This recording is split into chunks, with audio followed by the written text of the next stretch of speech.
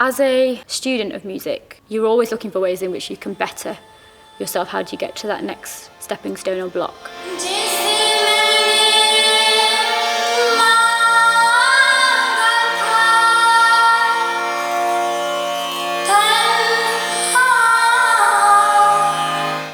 Being from a South Asian background but brought up in the UK, there's always been that slight barrier in terms of language or interpretation. So the reason for this project was to explore an area that I am familiar with or that I've sung, which was the ghazal form, but to have my own take on it. I thought it would be very interesting to have poetry that's from someone very similar to me, or someone who can express themselves as I do through music, but through poetry.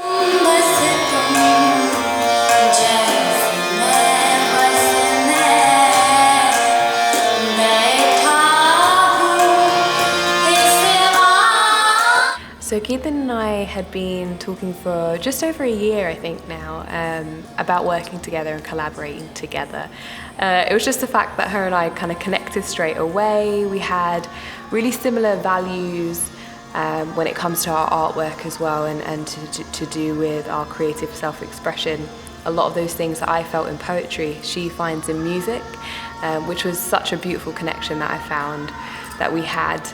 And then she approached me about this particular project, about writing a piece that we could turn into music, that we could even perhaps translate into a different language, and using kind of my spoken word but merging it into all these different art forms and these different genres. And I thought it was just such an incredible concept that I had never seen before, definitely not through spoken word poetry and her classical Indian music. It's something I'd never seen merged before. So we started kind of going back and forth on a few ideas, a few themes, and we came up with the poem, the love poem, The Mango Tree. These beautiful summer nights have stolen our heat. All I yearn for is your chest and to hear its warm beat. It aches like swallowing stardust. The kind of theme that we went down was this longing or yearning for somebody else, because ghazals typically are quite romantic in terms of their nature. And I wanted to stick with the traditional theme, but kind of bring it into 21st century in terms of let's have a take on it that's fresh and that's new.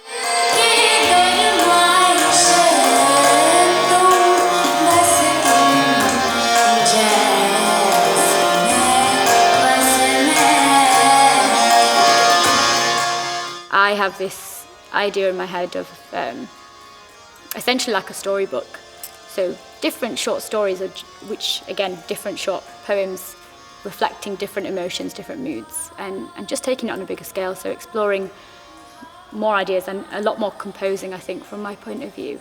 I guess what all of us are really hoping for is that it connects to whoever hears it, whatever audience hears this piece as it's collectively come together, just to see what their interpretation is. I think there's so many layers of what this piece is. There's the poetry, there's the music, there's the singing, and it doesn't matter whether or not somebody understands the language or not. I think you'll feel an emotion regardless.